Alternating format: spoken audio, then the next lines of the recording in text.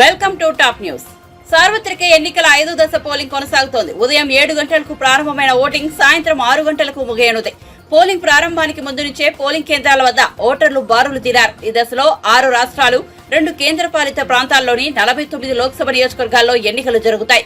695 మంది అభ్యర్థుల భవితవ్యాన్ని ఓటర్లు తేల్చనున్నారు. వీరిలో కాంగ్రెస్ అగ్రనేత రాహుల్ గాంధీ, కేంద్ర మంత్రులు రాజ్నాథ్ సింగ్, స్మృతి ఇరానీ, పీయూష్ గోయల్, సాధ్వి నిరంజన్ జ్యోతి, జమ్మూ కాశ్మీర్ మాజీ ముఖ్యమంత్రి ఒమర్ అబ్దుల్లా, ఎల్జేపీ అధినేత చిరాగ్ పాస్వాన్ తో సహా పలువురు కీలక నాయకులు కూడా ఉన్నారు. మొత్తం 94,732 పోలింగ్ స్టేషన్లలో 8.95 కోట్ల మంది ఓటర్లు తమ ఓటు హక్కు వినియోగించుకోనున్నారు. ఈ 49 స్థానాల్లో 40 స్థానాలు ఎన్డీఏ సిట్టింగ్ స్థానాలు కావడంతో బీజేపీకి దశ చాలా కీలకంగా మారింది.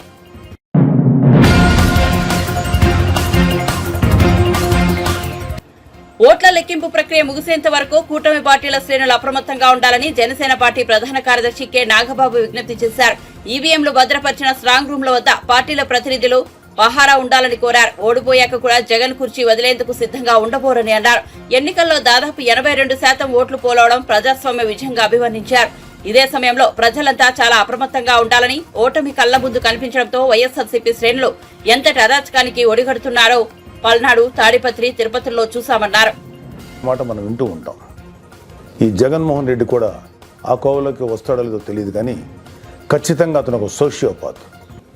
ప్రజలను కులాలుగా, వర్గాలుగా, పార్టీల వారీగా విడదీసి చిచ్చులు పెట్టి ఆనందించే రకం. అతనిలో ఆ మానసిక స్థితిని మొదట్లో ఎవరు గుర్తించలేకపోయారు. ఆ వ్యాధిని తన అసురగణానికి కూడా అంటించాడు. ఈ సోషియోపాత్ మానసిక స్థితి రోజు రోజుకి ముదిరిపోయింది. ఓటమి కనిపిస్తుండటంతో వైసీపీ ముఠాలు ఉన్మాదంతో ప్రజల ఇళ్ల మీద పడి అరాచకం సృష్టిస్తున్నాయి. మాచర్ల వైసీపీ ఎమ్మెల్యే సంబంధీకుల ఇళ్లలో పెట్రోల్ బాంబులు దొరికాయంటే ఫలితాలు వచ్చాక వీళ్ళు ఎంత రాక్షసత్వానికి తెగబడబోతున్నారో ప్రజలు గ్రహించాలి. తాడిపత్రిలో పోలీసులు కూడా తమను తాము రక్షించుకునేందుకు అగచాట్లు పడ్డారు. అంటే వైసీపీ ఎంతగా రెచ్చిపోతుందో అర్థం చేసుకోవాలి. వైసీపీకి ఓటు వేయలేదని తెలిసి ఇళ్లలో చొరబడి మహిళలను, పిల్లల్ని అందరినీ చావుగొట్టే పైశాచికత్వాన్ని పెంచింది ఎవరు? ఖచ్చితంగా ఈ జగన్మోహన్ రెడ్డి అనే చెప్పాలి. విశాఖపట్నంలోని కంచరపాలెంలో ఓ కుటుంబం కూటమి అభ్యర్థులకు ఓటు వేసిందని తెలిసి వైసీపీ గుండాలు ఆ ఇంట్లో మహిళలను, చదువుకుంటున్న పిల్లలపై దుర్మార్గంగా దాడి చేసింది. గర్భంతో పుట్టింటికి వచ్చిన మహిళపైన తీవ్రంగా దాడి చేశారు. అంటే వైసీపీ రాక్షసత్వం ఏ స్థాయిలో ఉందో తెలుసుకోండి. ఇలాంటివన్నీ తెలుసుకొని చిక్కటి చిరునవ్వులు చెందించే వ్యక్తిని ఏమనాలి? మహేష్ బాబు స్పైడర్ సినిమాలో విలన్ సూర్య గుర్తొస్తున్నాడు కదా. ఉత్తరాంధ్ర నుంచి రాయలసీమ వరకు ఎన్నికల అనంతరం హింసను ప్రేరేపించడంలో వైసీపీ ఓటమి కనిపిస్తుంది. రాబోయే ఓటమిని కప్పిపుచ్చుకునేందుకే ఈ దాడులు చేస్తుంది. ఈవీఎంలు భద్రపరిచిన స్ట్రాంగ్ రూమ్స్ దగ్గర కూడా భద్రత పటిష్టంగా ఉంచాలి. అక్కడ సెంట్రల్ గవర్నమెంట్ వారిది 3 అంచెల సెక్యూరిటీ ఉంది. అయినా కూడా అక్కడ మన కూటమి పార్టీల ప్రతినిధులు నిరంతరం పహరా ఉండాలి. ముఖ్యంగా మన జన సైనికులకి, వీర మహిళలకి నా అభ్యర్థన ఏంటంటే, ఎక్కడైతే జనసేన పోటీ చేసిన ప్రాంతాల్లోని ఈవీఎంస్ భద్రపరిచిన స్ట్రాంగ్ రూమ్స్ ఉన్నాయో అక్కడ మన జన సైనికులు వాలంటీరింగ్ చేసి కాపులాగా కూర్చోవాలి. ఈ అవకాశాన్ని ముఖ్యంగా మనం వదులుకోవద్దు, వాడుకుందాం. ఈ వైసీపీ దుర్మార్గులను ఏ దేశంలోనూ తేలిగ్గా తీసుకోవద్దు. వాళ్ళు ఏ అరాచకానికైనా, దౌర్జన్యానికైనా తెగబడతారు. ఆ మధ్యన అంటే 2-3 ఏళ్ల క్రితం అమెరికన్ ప్రెసిడెన్షియల్ ఎలక్షన్స్లో కూడా ఎక్స్ ప్రెసిడెంట్ డొనాల్డ్ ట్రంప్ ఇలాంటి లక్షణాలే కనబరిచాడు. ఎన్నికల్లో ఓడిపోతున్నాను అని తెలిసాక కూడా నేనే గెలుస్తున్నాను, గతం కంటే గట్టిగా ఓట్లు వచ్చాయని ప్రచారం మొదలెట్టాడు. ఫలితాలు వచ్చాక కూడా నానా యాగి చేసి కుర్చీ వదలంటే వదలని అలాగే భీష్మించి కూర్చుంటే వైట్ హౌస్ నుంచి పంపేశారు. దాదాపు ఇలాంటి లక్షణాలే మన ఆపద్ధర్మ ముఖ్యమంత్రి జగన్మోహన్ రెడ్డి కూడా ప్రదర్శిస్తున్నాడు. అందుకే మొన్నటికి మొన్న ఐపాక్ మీటింగ్లో కూడా తన పార్టీ గెలుస్తుందని గొప్పలు చెప్పాడు.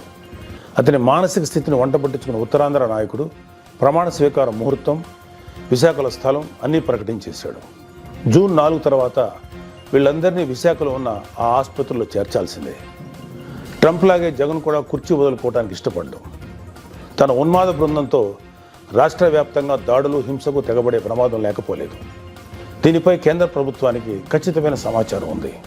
అందుకే వచ్చే నెల 15వ తేదీ వరకు కేంద్ర బలగాలను మోహరించాలని చెప్పింది. మన వంతుగా కౌంటింగ్ ముగిసే వరకు కౌంటింగ్ కేంద్రాల దగ్గర, పార్టీ కార్యాలయాల దగ్గర కూటమి శ్రేణులు అప్రమత్తంగా ఉంటూ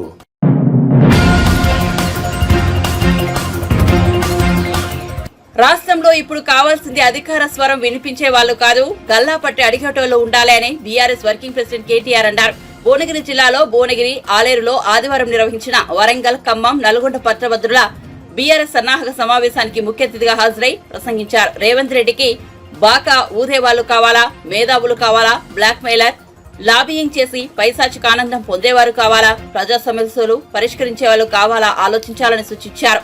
కాంగ్రెస్ అభ్యర్థి తీర్మార్ మల్లన్న జిల్లా మంత్రి కోమటిరెడ్డి వెంకటరెడ్డిపై రైతు బంధు అడిగితే చెప్పుతో కొడతామని అన్నారని, ఇలాంటి తప్పుడు వ్యక్తులకు చెప్పుతో కొట్టేలా సమాధానం చెప్పాలని అన్నారు. మండలిలో దానికి భిన్నంగా 4 రకాలుగా అక్కడ శాసన మండలి అభ్యర్థుల ఎంపిక జరుగుతుంది. ఒకటి, గెలిచిన ఎమ్మెల్యేలు కొంతమందికి శాసన మండలికి అభ్యర్థులను ఎంపిక చేసే అవకాశం ఉంటుంది. ఇప్పుడు నేను జగదీష్ అన్న ఎమ్మెల్యేలు కాబట్టి మాకు కూడా కొంతమంది శాసన మండలిని అభ్యర్థులను ఎంపిక చేసే ఓటర్లం మేమవుతాం. దాని తర్వాత ఇంకొక విభాగం ఏముంటుందంటే గవర్నర్ గారు కొంతమందిని నామినేట్ చేసే అవకాశం ఉంటుంది. కొంతమంది సమాజంలో లబ్ధ ప్రతిష్ఠులైన వ్యక్తులు, పెద్దవాళ్ళు, ఉన్నత చదువులు చదివిన వాళ్ళు శాసన మండలిలో ఉండడం వల్ల, అప్పర్ హౌస్లో ఉండడం వల్ల రాష్ట్రానికి మేలు జరుగుతుంది, దేశానికి మేలు జరుగుతుంది అనుకుంటే అట్లాంటి వారిని నామినేట్ చేసే అవకాశం ఉంటుంది. మూడో కేటగిరీ టీచర్ ఎమ్మెల్సీ. టీచర్లు తమ సమస్యలు నివేదించడానికి, తమ సమస్యలను ప్రస్తావించడానికి టీచర్ కాన్స్టిట్యున్సీలు ఉన్నాయి. 3 టీచర్ కాన్స్టిట్యున్సీలు ఉన్నాయి. 3 జిల్లాలకు ఒకటి చొప్పున వాటికి టీచర్లే ఓటర్లు. 4వ కేటగిరీ విద్యావంతుల సమస్యలు. చదువుకున్న విద్యావంతుల సమస్యలను, గ్రాడ్యుయేట్ల సమస్యలను, అంటే ఉపాధి కల్పనకు సంబంధించి కానీ, ఉద్యోగాలకు సంబంధించి కానీ, లేదా ఆల్రెడీ ఉద్యోగంలో ఉంటే సర్వీస్ పరమైన సమస్యలు కానీ, వీటన్నిటినీ లేవనెత్తడానికి ఒక మంచి గొంతు, మంచి వ్యక్తి అక్కడ ఉండాలనడానికి ఈ 4వ కేటగిరీ, ఇవాళ తమ్ముడు రాకేష్ రెడ్డి గారు పోటీ చేస్తున్న గ్రాడ్యుయేట్ కేటగిరీ ఆ కేటగిరీలో ఉంటుంది. మొత్తం కౌన్సిల్లో ఇంకో కేటగిరీ కూడా ఉంది, లోకల్ బాడీ ఎమ్మెల్సీ. అంటే ఎంపీటీసీలు, జెడ్పీటీసీలు, కౌన్సిలర్లు తమ బాధలు, సమస్యలు ప్రభుత్వం దృష్టికి తీసుకొని రావడానికి లోకల్ బాడీ ఎమ్మెల్సీని కూడా ఎంపిక చేసే అవకాశం ఇంకో కేటగిరీ కూడా ఉంది. మొత్తంగా 5 కేటగిరీల్లో శాసన మండలిలో అభ్యర్థులు ఉంటారు. మొత్తం 40 మంది ఎమ్మెల్సీలు ఉన్నారు ఈరోజు మన శాసన మండలిలో. నేను మీ అందరినీ ప్రార్థించేది ఏంటి అంటే, మనం ఎవరికి ఓటేస్తున్నాము అనేది పార్టీతో పాటు అభ్యర్థి గుణగణాలు కూడా తప్పకుండా చూడవలసిన బాధ్యత, తప్పకుండా ఒకసారి ఆలోచించి ఓటు వేయాల్సిన బాధ్యత విద్యావంతులుగా మనందరి మీద కూడా ఉంటుంది. ముందుగా ఈ నల్లగొండ, ఖమ్మం, వరంగల్ ఈ 3 జిల్లాల్లోని గ్రాడ్యుయేట్ సోదరులందరికీ ముందుగా నేను హృదయపూర్వకంగా ధన్యవాదాలు తెలియజేస్తా ఉన్నా. ఎందుకంటే 4 పర్యాయాలు ఎన్నిక జరిగింది ఈ కాన్స్టిట్యున్సీ ఏర్పడ్డప్పటి నుంచి. 4 సార్లు ఎలక్షన్ జరిగింది. 4 సార్లు గులాబీ కండువానే ఎగిరే విధంగా తీర్పునిచ్చిన మీకు హృదయపూర్వకంగా నేను ధన్యవాదాలు తెలియజేస్తా ఉన్నాను. మొదటి 2 సార్లు ఆనాడు కపిలవాయి దిలీప్ కుమార్ గారిని ఎమ్మెల్సీగా మీరే గెలిపించినారు ఉద్యమ టైంలో. ఆ తర్వాత మరి తెలంగాణ ఏర్పడ్డ తర్వాత శాసన మండలికి 2 సార్లు గ్రాడ్యుయేట్ ఎమ్మెల్సీగా డాక్టర్ పల్లా రాజేశ్వరరెడ్డి గారిని కూడా మీరే గెలిపించినారు. మరి ఈరోజు తమ్ముడు విద్యావంతుడు, బిట్స్ పిలానీలో ఎంఎస్ చేసిన ఒక ఉన్నత విద్యావంతుడు, పిలానీలో విద్యాభ్యాసం చేయడమే కాకుండా తాను ఒక సామాన్య రైతు కుటుంబం, వరంగల్ పక్కనే వర్ధనపేట నియోజకవర్గంలో వంగపహాడ్ అనే ఊరుంటుంది. ఆ ఊరిలో ఒక సామాన్య రైతు కుటుంబం నుంచి వచ్చిన మొదటి తరం నాయకుడు తమ్ముడు రాకేష్ రెడ్డి, మీలో ఒకడు. అందులోంచి వచ్చిన తమ్ముడు చదువుకున్నాడు, సొంతంగా విద్యాభ్యాసం కూడా బిట్స్ పిలానీలో ఏ పైరవీ లేకుండా మంచి మార్కులు సంపాదించి బిట్స్ పిలానీలో సీట్ సంపాదించుకున్నాడు. బిట్స్ పిలానీలో గోల్డ్ మెడల్ సాధించిన తర్వాత అక్కడి నుంచి అమెరికాలో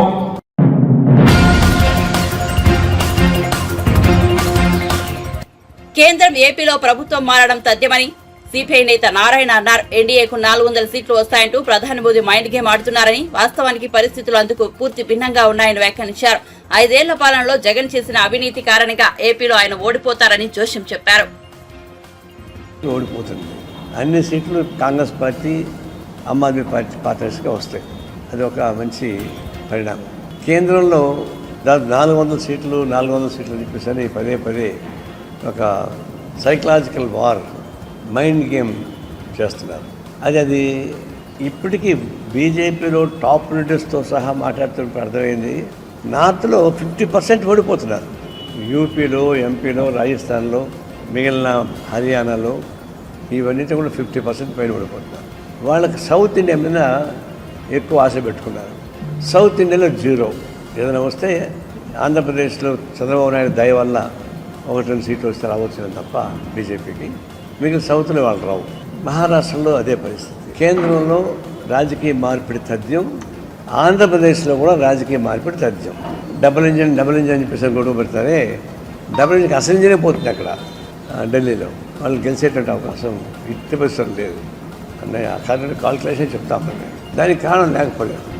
మోడీ ఉపన్యాసాల సరళి ప్రారంభంలో, మధ్యలో, ఇప్పుడు జరుగుతున్నటువంటి ఉపన్యాస సరళి చూస్తే మాకు అర్థమైపోతుంది ఓడిపోతాడని. ఎట్టి పరిస్థితుల్లో బీజేపీకి గవర్నమెంట్ ఫామ్ చేసేటువంటి శక్తి ఉండదు. అది గ్యారెంటీ. ఎన్ని సీట్లు వస్తారని నేను చెప్పలేదు, కానీ గవర్నమెంట్ ఫామ్ చేయలేదు. అంత పొజిషన్ రాదు. రాజ్యాంగాన్ని ఉల్లంఘించిన వాళ్ళు ఎవరైనా ఉంటే అది ప్రధానమంత్రి, హోమ్ మినిస్టర్ పై ఒకటి కాదు. రాజకీయ కక్షతోటి చర్యలు తీసుకోవడం తప్ప నిజమైన నేరస్తుల మీద చర్యలు తీసుకోవడం లేదు. ఇప్పుడు కేజ్రీవాల్ని అరెస్ట్ చేసి లోపలేశారు. వాళ్ళు 100 కోట్ల రూపాయల స్కామ్ అది. జార్ఖండ్ ముఖ్యమంత్రి 2-3 వేల కోట్ల రూపాయలు అవినీతి, అతను జైల్లో వేశారు. 1,000 కోట్ల రూపాయలు చేసిన ఇక్కడే ఉన్నారు కదా. 1,00,000 కోట్ల రూపాయలు తిండి బయటికి వెళ్ళిపోయారు. జగన్మోహన్ రెడ్డి లాంటి వాళ్ళు 45-46 వేల కోట్ల రూపాయల అవినీతితో ఉండి 11 కేసులు పెండింగ్లో ఉండి అతను బయట హాయిగా ఉన్నాడు. ఈ 5 ఏళ్ళ పాటు మోసాడు. ఈ ఎన్నికలప్పుడు మాత్రమే చివరికి జగన్ ప్రత్యేకంగా మాట్లాడాడు ఒక మాట, ప్రైమ్ మినిస్టర్. అంతమంది ఎప్పుడు మాట్లాడాల. అది ఎందుకంటే సౌత్ ఇండియా సీట్లు కావాలి. జగన్మోహన్ రెడ్డి అయితే సీట్లు ఇవ్వడు. కానీ మిడిల్ ఏజ్లో ఉన్నటువంటి, యంగ్ ఏజ్లో ఉన్నటువంటి మహిళలు ఎవరు కానీ జగన్మోహన్ రెడ్డి ఓట్లు వేయలేదు. వాళ్ళకంటే యాంటీ చేస్తారు, కసి పెరిగింది. లేకపోతే విదేశాల్లో ఉన్న వాళ్ళు మొదలుకొని, ఈ దేశంలోని ఇతర రాష్ట్రాలను మొదలుకొని మొత్తం మంది తెగబడి చోట్లు వేశారు. కసి కొద్ది. కసి ఎవరి పైన ఉంది? కసి జగన్మోహన్ రెడ్డి పైన కసి పైన లేదు. కసి కొద్ది ఓట్లు వేశారు. దానికి కారణం లేకపోలేదు. ఆయన ప్రమాణ స్వీకారం చేసిన మొదలుకొని విధ్వంస కార్యక్రమమే కదా. ప్రజా దర్బారు పగలగొట్టు మొదలుకొని వరుస పెట్టి మొత్తం రివర్సే. ఆయన కొంచెం తెలివితేటలు ఉండుంటే, తెలివితేటలు లేదని కాదు, పాడు తెలివితేటలు చాలా ఉన్నాయి. చంద్రబాబు నాయుడు పెట్టిన ప్లాన్ కానీ దాన్ని ఇంకా ముందుకు తోసుకెళ్ళి ఉంటే, ఆయన 10 కిలోమీటర్ స్పీడ్లో స్టార్ట్ అయితే ఈయన 100 కిలోమీటర్ స్పీడ్ కానీ లాక్కుంటూ ఉంటే డెఫినెట్గా గెలిచేవాడు. రాజధాని వచ్చేసి ఉండేది, పోలవరం వచ్చేసి ఉండేది, కడప స్టీల్ ప్లాంట్ వచ్చి ఉండేది, రాష్ట్రం అభివృద్ధి అయ్యి ఉండేది. ఈయన ఎంతసేపు అయినా చంద్రబాబు అడుగుపెట్టిన చోట అడుగుపెట్టకుండా అనిపిస్తుంది నెగిటివ్ కొట్టాడు. అంటే నెగిటివ్ ఆలోచనే. అవినీతిని ఇన్ని రకాలుగా చేయొచ్చా అనేటువంటిది జగన్మోహన్ రెడ్డి నేర్చుకున్నాము. అంతే. ఇప్పుడు మోడీ చెప్పాడు కదా, ఈస్ ల్యాండ్ మాఫియాస్, మైన్స్ మాఫియా అని చెప్పాడు కదా. ప్రైమ్ మినిస్టర్ చెప్పాడు, అవినీతి చెప్పాడు. మరి ప్రైమ్ మినిస్టర్ అవినీతి చెప్పినప్పుడు ఆయన అరెస్ట్ చేయాలి.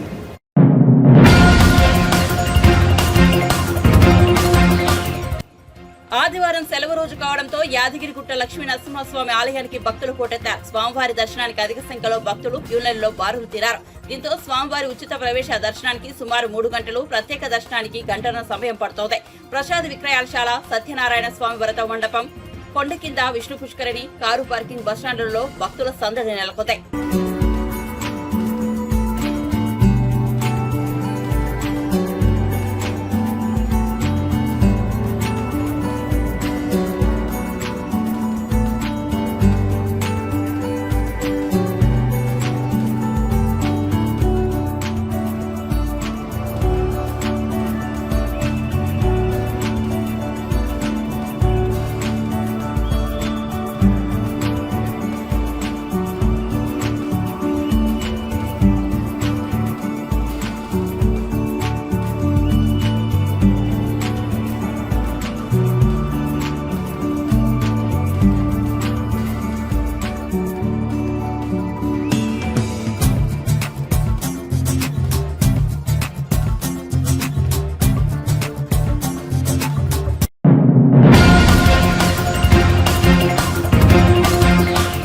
ఏపీ మంత్రి పెద్దిరెడ్డి రామచంద్రారెడ్డి ప్రెస్ మీట్ ఏర్పాటు చేసి టీడీపీ నేతలపై విరుచుకుపడ్డారు. పెద్దిరెడ్డి కంపెనీకి చెందిన వాహనాలను విదేశాలకు పంపించేస్తున్నారని, సీఎం జగన్ విదేశాలకు చెక్కేశారని టీడీపీ నేతలు వస్తున్న వ్యాఖ్యల పట్ల ఆయన మండిపడ్డారు. టీడీపీ నేతలు నోరు అదుపులో పెట్టుకుని మాట్లాడాలని, లేకపోతే తాము కూడా విధుల్లోకి వచ్చి మాట్లాడాల్సి ఉంటుందని హెచ్చరించారు. ఈ సందర్భంగా మంత్రి పెద్దిరెడ్డి టీడీపీ జాతీయ ప్రధాన కార్యదర్శి నారా లోకేష్ పై ధ్వజమెత్తారు. ఈ లోకేష్ మాట్లాడితే చాలు పాపాల పెద్దిరెడ్డి అంటున్నాడని ఆరోపించారు. మీ నాన్నే పాపాల చంద్రబాబు ఎంతో మందిని చంపించేశారు.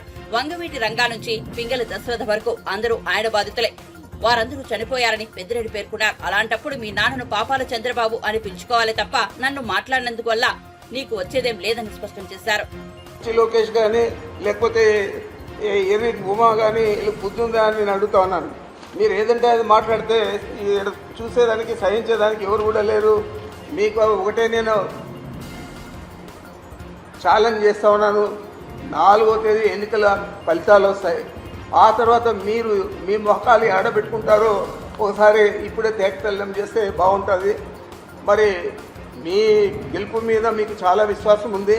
మా గెలుపు మీద కూడా మాకు అంతే విశ్వాసం ఉంది. మేము 5 సంవత్సరాలు ప్రజలకు ఏం చేశామో ప్రజలందరికీ తెలుసు కాబట్టి పెద్ద ఎత్తున ఓటింగ్ ప్యాటర్న్ కూడా పెరిగింది, పర్సంటేజ్ కూడా. మరి మీరు ఏమైనా చేస్తుంటే ఎందుకు అన్ని సంవత్సరాలు మీరు వెనుకబడి ఉన్నారు? అన్ని సంవత్సరాలు ఎందుకు పదవులకు రాలేకపోయారు? కేవలం 10 పార్టీలతో మీరు జతగడితే 2014లో వచ్చారు. ఇప్పుడు అదే ధోరణిలో ఆ విధంగానే మళ్ళా మనం అధికారంలోకి వస్తాము, ఇది జతగడితే అని చెప్పి కాళ్ళ బేరానికి పోయి బీజేపీని పట్టుకొని మీరు కాళ్ళ బేరం చేసి జతగట్టి పోటీ చేస్తూ ఉన్నారు తప్ప ఈరోజు బీజేపీకి కానీ మీకు కానీ పవన్ కళ్యాణ్కి కానీ ఈ రాష్ట్రంలో 4వ తేదీ రిజల్ట్స్ తర్వాత ఆ రోజు మీరు మాట్లాడితే బాగుంటుంది. అంతలోపల పలువలు చెలవలు చేసి మాట్లాడితే మాత్రం సహించేది లేదు. బుద్ధి లేకుండా ఏదంటే అది మాట్లాడడం. మేమేదో వజ్రాలు వైడూర్యాలు 1000 కోట్లు దోచాం, మాకంత శక్తి లేదు. నీవు ఇరిగేషన్ మంత్రిగా ఉన్నావు కాబట్టి 1000 కోట్లు దోచాము. మేము దోచేట్లయితే 10 సార్లు నేను పోటీ చేశాను. ఈ రాష్ట్రంలో కానీ ఈ జిల్లాలో కానీ ఎవరైనా నేను కరప్ట్ అని లేకపోతే నేను తప్పు చేశానని చెప్పి ఇంతవరకు మీ పార్టీ వారు కూడా చెప్పింటే నేను కావాలంటే కూడా దాన్ని సమర్థించండి మీరు. నేను కూడా సమర్థిస్తాను నేను తప్పు చేశానని చెప్పి. నేను ఏమి చేయకుండా వ్యాపారం చేసి ఆ డబ్బులు తెచ్చి రాజకీయాలు ఇక్కడ చేస్తామంటే మీరు నాకేదో బురద చుట్టూ పూసే విధంగా, మా పార్టీకి బురద పూసే విధంగా, మా నాయకుడు పారిపోయినట్లు చిత్రీకరించే విధంగా మీరు మాట్లాడడం అనేది చాలా దురదృష్టకరం, సహించడానికి. ఈ విధంగా మీరు మాట్లాడితే మాత్రం మేము కూడా ఈదులు లేకొచ్చి మిమ్మల్ని ఏ విధంగా మాట్లాడాలో ఆ విధంగా మాట్లాడతామని చెప్పి తెలియజేస్తా ఉన్నా. ప్రముఖంగా ఈ లోకేష్ మాట్లాడితే పాపాల పెద్దిరెడ్డి అంటాడు. మీ నాయన పాపాల చంద్రబాబు. ఎందుకంటే ఎంతోమందిని చంపించేశాడు. ఎంతోమంది పాపం అందరూ కూడా ఈయన వల్ల మనం వంగవీటి రాధా కాడి నుంచి చాలామంది, పింగళి దశరథ కాడి నుంచి అందరూ కూడా నీ బాధితులే, అందరూ కూడా చనిపోయారు. మరి మీ నాన్నను పాపాల చంద్రబాబు అని మాట్లాడాలి తప్ప నన్ను మాట్లాడితే నీకు వచ్చే ఇదేం లేదు. ఈ రాష్ట్రంలో కానీ మన జిల్లాలో కానీ నా గురించి ప్రజలకందరికీ తెలుసు. నేను పాపాల పెద్దిరెడ్డా లేకపోతే మంచి పెద్దిరెడ్డా అనేది. మరి ఈ విధంగా మీరు దుర్భాషలన్నీ ఆడి ఒక రాజకీయ విలువలన్నీ కూడా తగ్గించే విధంగా రాజకీయాల్లో ఉండే రాజకీయ నాయకులందరూ కూడా ఇలాగా ఉంటారు అని చెప్పి మిమ్మల్ని చూసి ప్రజలందరూ కూడా అనుకునే విధంగా మీరు మాట్లాడడం తగదని చెప్పి ఈ విధంగా మాట్లాడితే ఇంకా ఇంతకంటే ఎక్కువగా మాట్లాడగలుగుతామని చెప్పి మీ ఇద్దరికీ కూడా బుద్ధి చెప్తా ఉన్నానని చెప్పి మీకు మనవి చేస్తూ ఉన్నాను.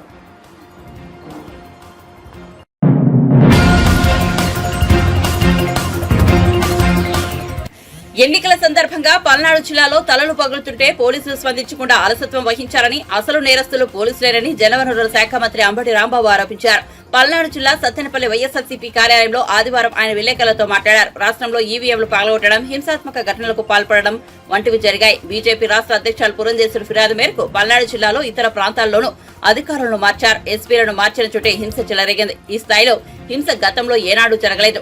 పల్నాడులో జరిగిన హింసకు పురంధేశ్వరి, చంద్రబాబు, పవన్ కళ్యాణ్లే ప్రధాన కారణమని ఆరోపించారు. ఎన్నికల కమిషన్కు ఫిర్యాదు చేశారు. ఎవరైతే ఐపీఎస్ అధికారులు ఉన్నారో వీళ్ళందరూ కూడా ప్రభుత్వానికి తొత్తులుగా ఉన్నారు, వారికి అనుకూలంగా ఉన్నారు. కాబట్టి వారిని మారిస్తే తప్ప నిష్పక్షపాతంగా ఎన్నికలు జరగవు అనేటువంటి ఆర్గ్యుమెంట్ తీస్తే సహజంగానే ఎన్నికల కమిషన్ కొంత బిలీవ్ చేసి ఉండవచ్చు. ఈ మార్పులన్నీ చేశారు.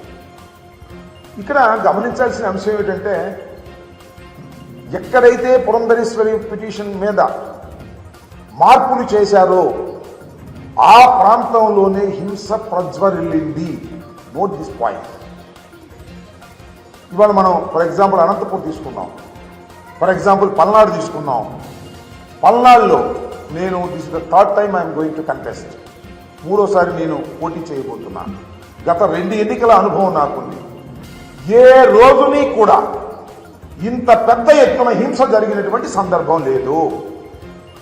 మొన్న ఎన్నికల్లోనే భారీ ఎత్తున హింస జరిగింది. ఎందుకు జరిగింది? కానీ కొత్తగా ఎస్పీ వచ్చారు. పాత ఎస్పీ పక్షపాత ధోరణితో ఉంటాడని మార్చేశారు. కొత్త ఎస్పీని ఇస్తే బలంగా ఉండాలి కదా, ప్రశాంతంగా జరగాలి కదా. ఎందుకు పూర్వం కన్నా ఎక్కువ హింస జరిగింది అనేది ఇక్కడ పాయింట్ అని మనం చేస్తున్నాం. అంటే ఈ మార్పులు చేర్పుల మీదే కుట్ర జరిగిందా?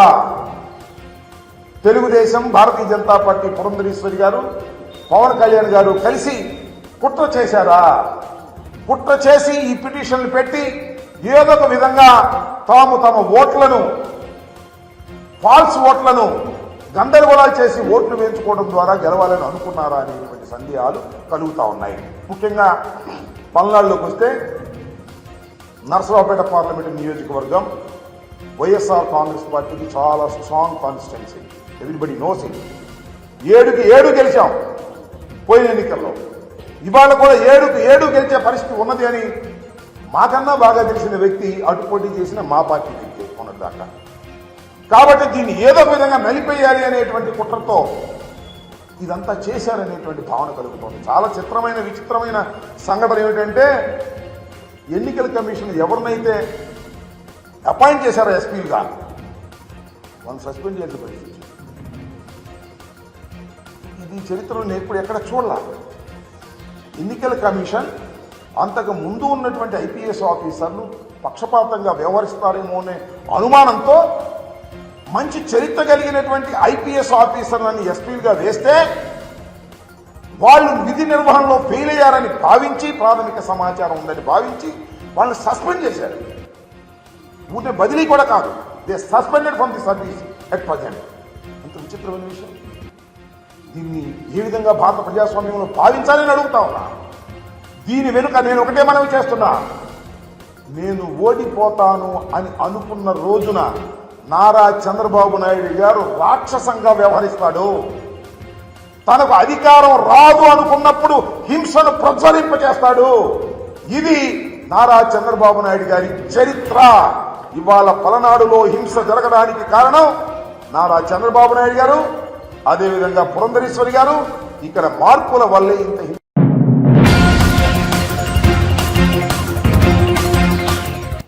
ఢిల్లీలోని బీజేపీ ప్రధాన కార్యాలయం ముట్టడికి ప్రయత్నం చేసిన ఆప్ నేతలను పోలీసులు అడ్డుకున్నారు. బీజేపీ కార్యాలయాన్ని ముట్టడించేందుకు ఆప్ విఫల యత్నం చేసింది.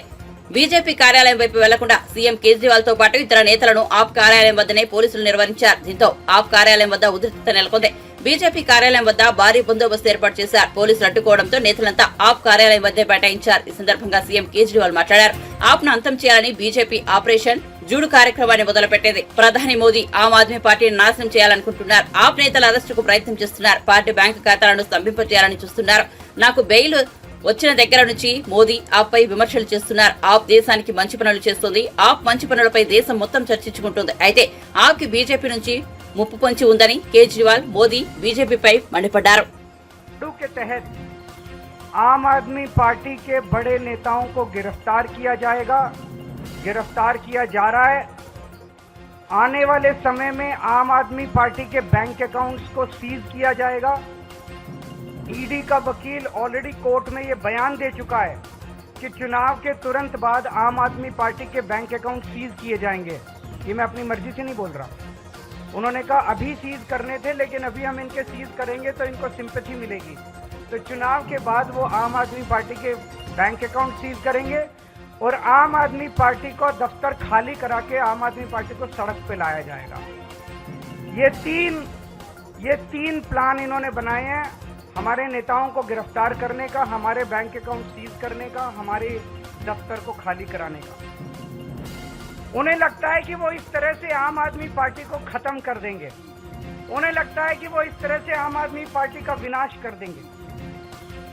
मैं उन्हें कहना चाहता हूं कि ये आम आदमी पार्टी चंद लोगों की पार्टी नहीं है। ये आम आदमी पार्टी 140 करोड़ लोगों के सपनों की पार्टी है।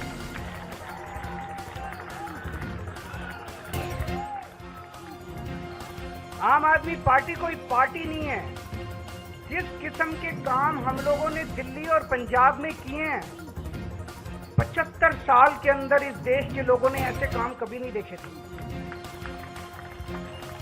ये विचारधारा, इस किस्म के काम कि सरकार ऐसे भी चल सकती है, सरकार इतनी ईमानदारी से भी चल सकती है, ये बात, ये विचारधारा देश के अंदर बड़ी तेजी से फैल रही है।